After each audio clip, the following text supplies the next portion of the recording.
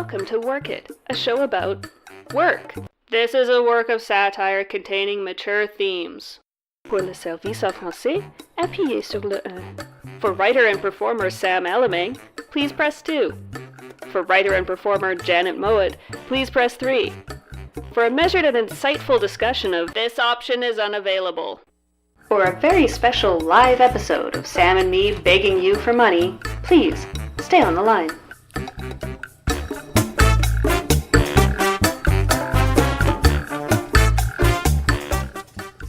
Welcome to the live recording of episode 17, where we're fundraising for our beloved 99.3 CFMU. Line. What do you mean, line? All you have written here is a drawing of a cat driving a race car. Sorry, folks, we're not used to doing this live. I'm freezing up. Calm down, Sam. It's gonna be fine. You know what they say about public speaking, right? Just picture the audience naked. Okay, I can do that. Whoa, look at that guy. Hey, buddy, looking good. Get a load of that lady. Holy moly, are those things for real? This will never work, Janet. Now I'm even more keyed up thinking about our listeners and their supple, voluptuous figures. I know what you mean. Those are some primo slabs of beefcake out there in CFMU land. Okay, let me get my head straight. Ready, Sam? Let's do this in 1, 2, 2.5. Ah! Get back here, you coward! Ugh. I'll figure something out.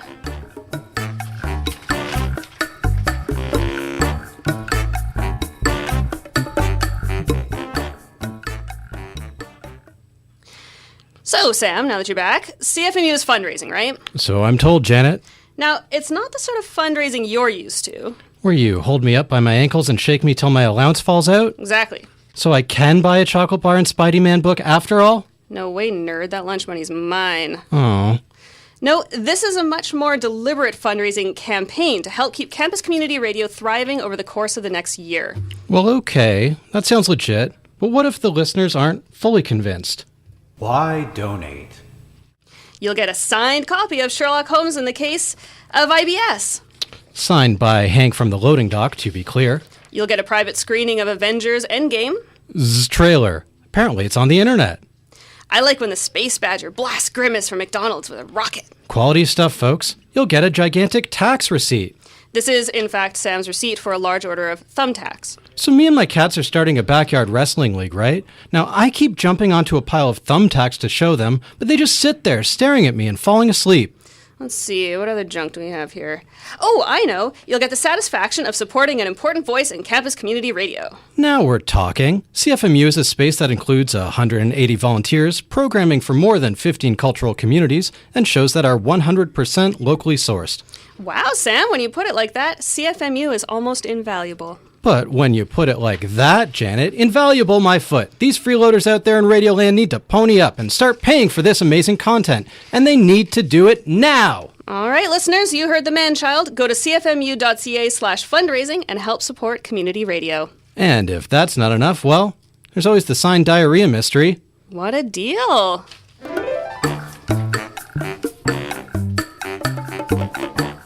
Well, let's head over to our mentions at 93.3 CFMU on Twitter and see why people are donating.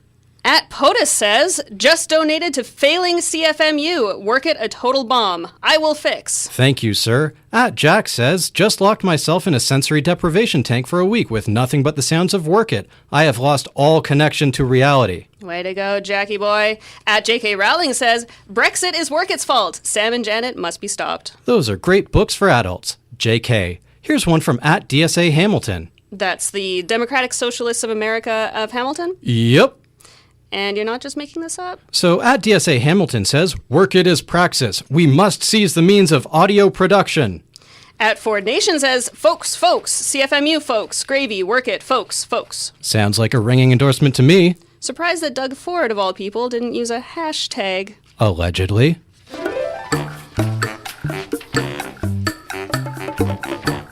Now, I'm sure by now you're all pretty on board with the need to support campus radio and keep shows like ours on the air. Or, if that's not a selling point, the need to keep shows unlike ours on the air. But don't take our word for it. Here's Doug McMillon, CEO of Walmart. Doug, you're a community-minded, down-to-earth sort of billionaire. What does CFMU mean to you? That had a big impact on me. How about our show? It struck the strongest emotional chord. Wow, thanks, Doug. I knew our revolutionary socialist message would resonate with you. Do you have a message for the team here at CFMU? We want them to know how much we care about them and how much we value their work. That's beautiful, man. But who do you love more, CFMU or Work It? The combination of the two. Well, that's a cop-out. Thanks for nothing, loser. Thank you.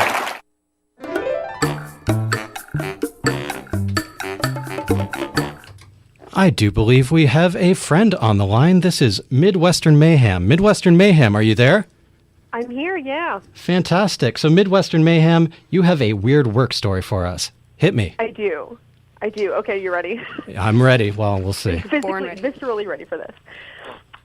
Okay, so this is a story in like 4 acts. This is about a client that I currently have.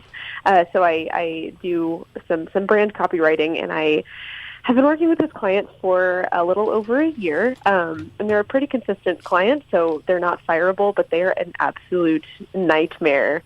And this nightmare began upon our first meeting. So it is a gentleman. It is a white gentleman, and I remember setting up our first meeting and sending over a calendar invite, as I think professionals are wont to do.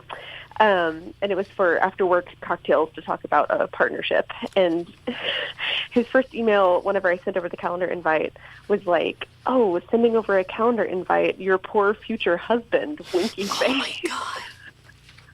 Which was like, how does one respond to that? So that was kind of the first indication that I was in for a wild ride. I went to the meeting, and he used most of the meeting to kind of outline his business plan for me, which was little more than a pyramid scheme. But he also took the opportunity to ask me about a colleague's sexuality, like 3 or 4 times, just to confirm, which I couldn't respond to. So we had a pretty rocky beginning. Then about 6 months ago, he started challenging my rates a little bit, which, I work in the Midwest, so my rates are pretty fair on a national scale. And he started sending me websites of people who offer lower rates than I do.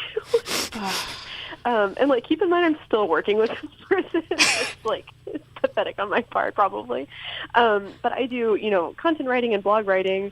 And my favorite one that he sent over was a person who will do blogs for $30 for an 800-word blog. Wow. And the industry is kind of bananas. So I told him, if you're comfortable with that, then you'd probably be better off working with that person because, I'm moving to a bigger city soon and my rates are not going down. So that was super uncomfortable. But I think that the cherry on top came just about a month ago. I've been going through some certifications to get a little bit more well-versed in SEO. And basically, I write this content for him and he edits it into oblivion. So it's not something that I would put into my portfolio because it's really poorly edited. So I told him, hey, I just got the certification. Moving forward, my copy's going to look a little different to help your clients with their SEO. And he said, and I quote, I have the email pulled up, "Oh, wow. Why don't you leave the intricacies of the marketing to the expert?"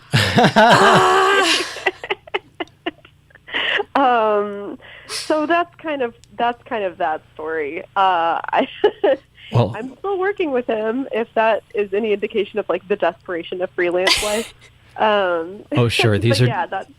Oh, sorry to cut you off. These are dire times for freelancers, indeed. These are dire times, yeah, especially in the chilly Midwest. So, I guess I have his bizarre misogyny-tinged emails to kind of keep me warm through the rest of the winter. And his money, I guess. Yeah, that's a factor.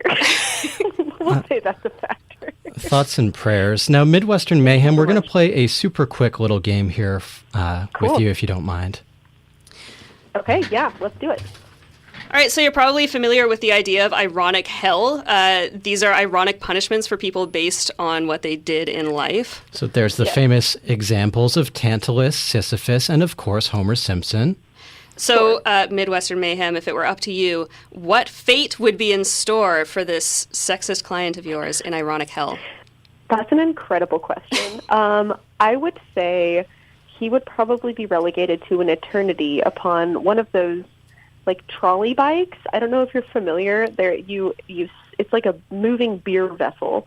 So there's like 12 people and they're seated and they have to pedal this vehicle down the street from bar to bar. Oh, wow. Oh, yeah.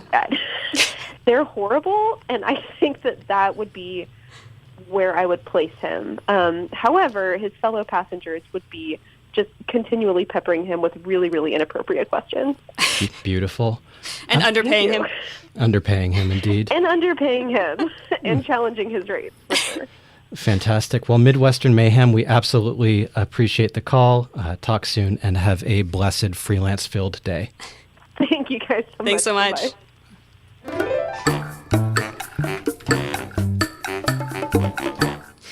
So, Sam, all this talk about fun and wacky work experiences has me thinking. Everyone has weird work stories, including possibly even us. Possibly. So what do you say to breaking character and actually spinning some yarns as our real selves? Let's give it a shot. It's a little bit terrifying, isn't it? So what is the weirdest thing that you've done while bored at work? Okay, so when I was in high school, I worked at a large bookstore in Yorkville in downtown Toronto. I worked in the reference department of this bookstore, which was where we stocked the dictionaries.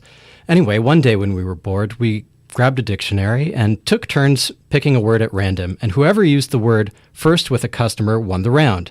And the only one I remember is I got mockingbird. And when someone asked me for a book, The Alchemist, let's say, I was like, not to sound like a mockingbird, but you said The Alchemist, right? And yes, I realize I could have reached for To Kill a Mockingbird in a bookstore, but come on, I did my best in the moment. That's a surprisingly wholesome game, actually. Yeah, well, it's the story I could tell on air as well. So, Janet, what's the dumbest lie you've told at work? Oh, this is embarrassing, Sam. I used to work at a children's museum as a teenager, and my then boyfriend, now life partner, was going on a trip. And right before he left on his trip, he gave me the biggest hickey I have ever seen in my entire life, right on my neck. And he left, and then I went to work with this enormous hickey on my neck. And my boss saw it and said, "Hey, is that a hickey?"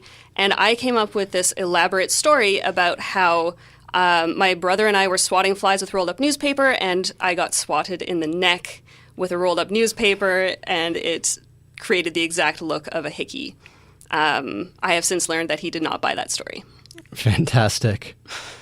A much less wholesome story. I think we're playing against type. Sam, my next question for you.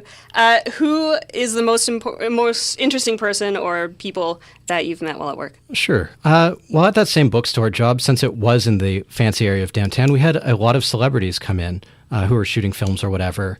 A couple that spring to mind are Jackie Chan came in an all-white suit with an entourage, and I don't think I've ever seen someone look so much like a deity. He was immaculate. Matthew Modine was interesting. He returned a CD. When he filled out the return form, he put his name as Modine and his reason as my bad. And then there was Renee Zellweger, who was absolutely the nicest and always had time for everybody. So we're basically married now. Was she radiantly beautiful? Oh my goodness, yes. Yeah, I would have fainted. So question for you. What's a time something went wrong on a job for you? Yeah, I could fill a whole half hour with stories of things going wrong while I was an adventure travel guide. So tune in for that episode when we're desperate enough. But yeah, the most wrong that something went was I was driving a van full of passengers between Banff and Calgary, and there was a snowstorm, and in the ensuing traffic jam in that snowstorm, we were stranded for 16 and a half hours. That is overnight. And I won't go into it too much, but if you ever find yourself on the Trans-Canada Highway near Dead Man's Flats, chances are I've peed on that exact spot on a highway.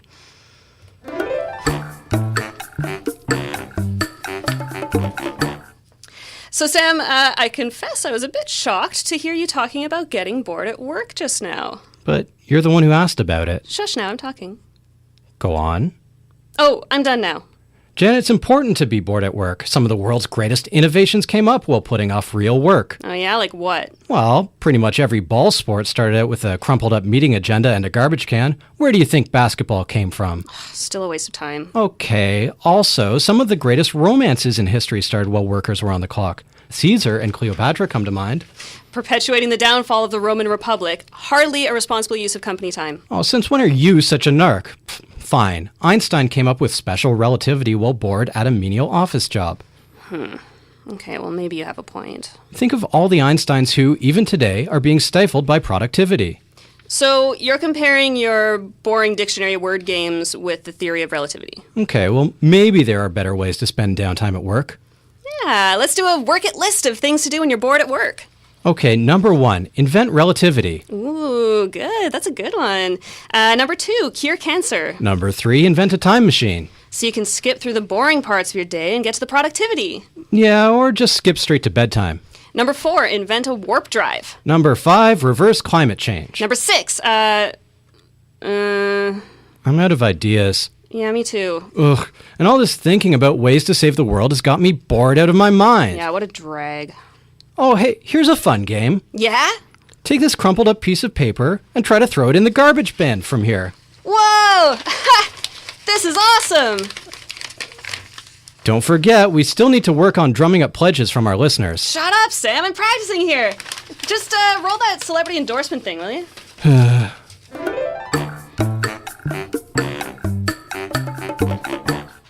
Sam, we really need to get those phones ringing for CFMU. I think it's time we called in the big guns. Wait, Janet, you can't possibly mean... Yes, Sam. A celebrity endorsement from bajillionaire Amazon founder Jeff Bezos. Jeff, thanks for stopping by. Are you really a fan of campus radio? What's not to love? Agreed. And what do you think of Work It, Jeff? Very odd. Yeah, same. That's beautiful. What are the biggest challenges facing campus radio, do you think? How to make it make financial sense. Geez, real talk. You gotta earn your keep in this world. That's a bit harsh. But, Jeff, surely CFMU will be just fine, right? So I'll have to just ask you to stay tuned. Well, that's sobering. Thanks for your time, Jeff. Funny, I haven't seen any donations in his name.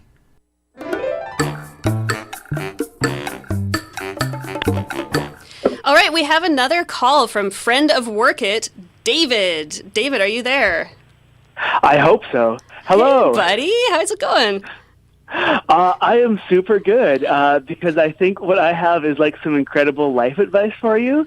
Perfect. Should I dive right in? Dive right in, please. Okay, so I always had this problem that like I would, worry in a store that they might think I was a shoplifter, and I wasn't interested in shoplifting, but once you get thinking about that, you start getting nervous. And you're like, oh man, now I'm clearly nervous. They're definitely going to think. And it just gets a cycle. It gets worse and worse, and there's no way to break it. Until I found out the way from a glorious customer who came in to our location at Queen and Bathurst Starbucks many years ago. You need to picture that she is in her 50s, maybe 5 feet tall and like chubby, and just like comes storming in and struts right up to the thing and says, "I'll have one free coffee, please." And I'm like, a little confused because she's definitely not got a coupon, and there's like no gun or weapons of mass destruction, but she's really confident about this, and so I'm sort of feebly like I can't just give you a coffee, and she's like, yeah, but if you don't, I'm going to steal your honey, and that's worth way more. And what are you going to do then? And I'm like, I sort of pick up the phone with my thumb on the receiver, and I'm like, well, I would just have to call the police. And, I think that she's seeing through my bluff, that she knows that I'm just, way too proud or maybe just shy and embarrassed to, call the police and tell them that, my honey is being stolen by a kind of evil world Winnie the Pooh. So she says, calling the cops, say, well, I'll give you better have something to tell them about. And if you've ever noticed at the Starbucks that they very nicely have a tray of bananas out front sometimes, and you've probably never thought to wonder what those are for. You're going to tell us? Turns out. Yeah, it turns out that you pick up the tray of bananas and you start hucking it at the things of whoever has offended you. Oh my goodness. She very successfully took out a bottle of syrup, like a carnival, prize thing type deal, and knocked it over and a bit of a domino effect going on. She took out the portrait of my least favorite person working there, hanging on the wall. So I was kind of doing a service really. There. Yeah, and then there was a bunch of other ones that I don't think we'll ever quite know where those bananas ended up. David, that's harrowing. I was a little bit disturbed, but also just I think I'd found my new hero and wanted to follow her wherever she went in life, winning. Love it. And so she stormed to the door and did indeed grab a much more expensive full bottle of honey and said, "Go call the cops. They should be here in about 3 hours." And stormed out. That's great. Oh, man. I'm afraid we have to cut you off there, but thank you so much for that story. I would love to ask a million follow-up questions. That's a shame, because I have so many worse ones. Oh, man. Okay, next live show. We'll get the sequel. Thanks, David. Bye. Take care.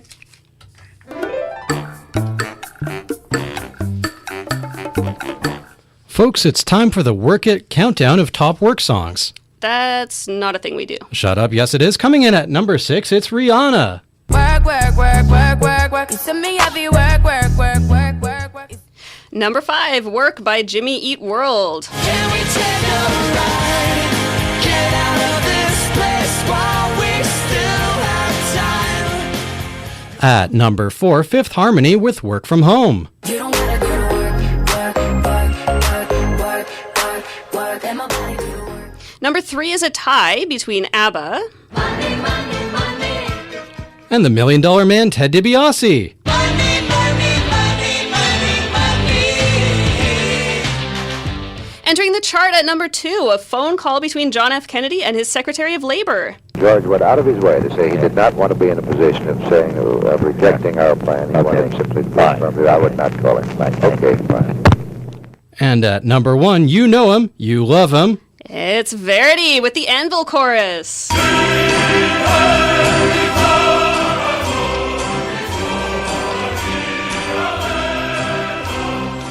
Oh no, Janet, I've been handed some awful news. Stop the music right now. I can't. The thing's jammed. Fine. We regret to inform our listeners CFMU's bank account has been completely emptied by cyber criminals. All that fundraising gone. We're ruined. Now Hamiltiny Tim will go hungry at Christmas. He's certain to die. That poor boy. Nice tune, though.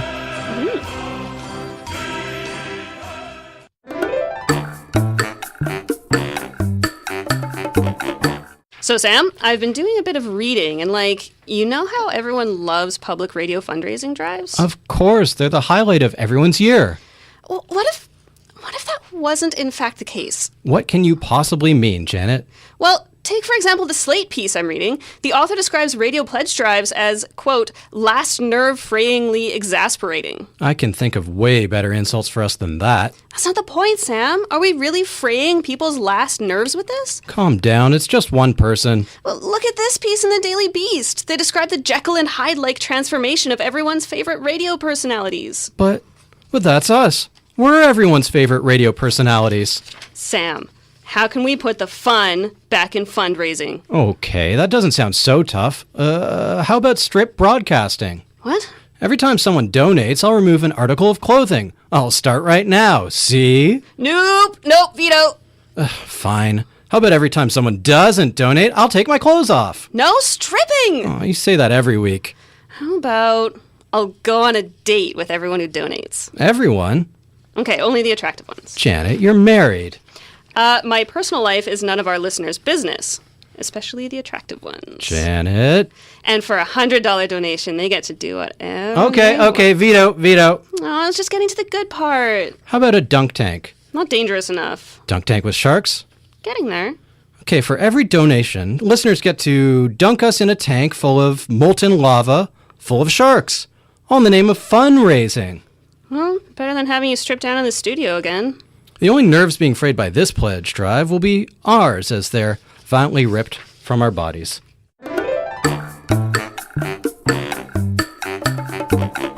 Janet, did you know CFMU has been on the air for over 40 years? Wow, Sam, that's really old. Even you aren't that old. That's right, Janet. CFMU is practically an institution at this point. No wonder people are emptying out their piggy banks to support CFMU's fundraising drive. They've got deep roots in the community. To that point, Janet, I thought it would be fun to look at some famous dates in CFMU history. 1963, McMaster Radio launches on campus. An interview with the Beatles gets controversial when John Lennon claims that they're bigger than Jesus, handsomer than Buddha, and better in bed than Hephaestus. 1978, CFMU is on the air broadcasting to the Hamilton area. Though this period is famous for disco hits and the post-punk underground, CFMU plays nothing but Tiny Tim on a loop 24/7. 1980, Rapper's Delight is a monster hit. CFMU DJs are forced to spit. If you cannot rock like a real pro, you're forcibly removed from the studio and beaten. Beaten. 1991, grunge is everywhere. All CFMU personnel take the year off washing. Which is weird because grunge originates in the state of Washington. 1994, in this year, oops, I see station manager has lobbed dynamite into the booth after that last joke. Well, it's been nice knowing you, Sam. Which brings us to today, 2019, when the station blew up after a failed pun about washing/Washington. If you've enjoyed this educational programming, please visit cfmu.ca/donate and show your support. Or else we won't be all so smart anymore like this scene is smart. Very smart and very good.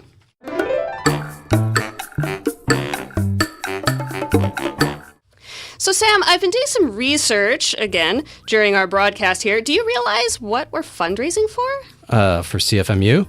Well, yeah, but check this out. I just uncovered a memo that outlines where all this money is supposed to go. Wait, you mean it's not just meant to line our hardworking pockets? No! The nerve. Apparently, they want the money to help cover operating costs. Whatever that means. They say they're listener-supported radio, redefining radio in your community. Wow, corporate greed at its worst, eh? Sam, I say we go rogue. You mean steal our portion of the fundraising donations? Yes, and use them the way our listeners intended, for our personal enrichment. Okay, so we'd better tell the people what we're going to do with the money they're donating. Right. Okay, our mission as Rogue CFMU broadcasters is, regional domination. Go big or go home, Janet.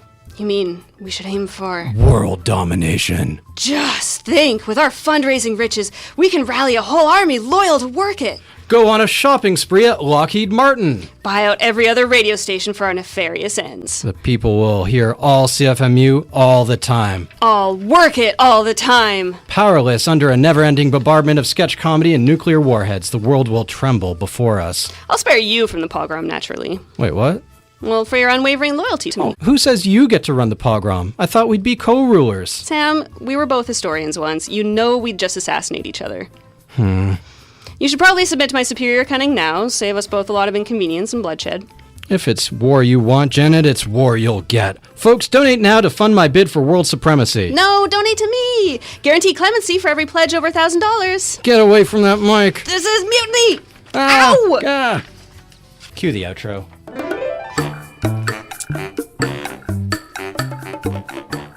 Thanks for listening, folks. Please visit cfmu.ca and support community broadcasting. Follow at WorkItPod on social media, would ya? See you next week. We won't be live then. You mean we'll be ghosts?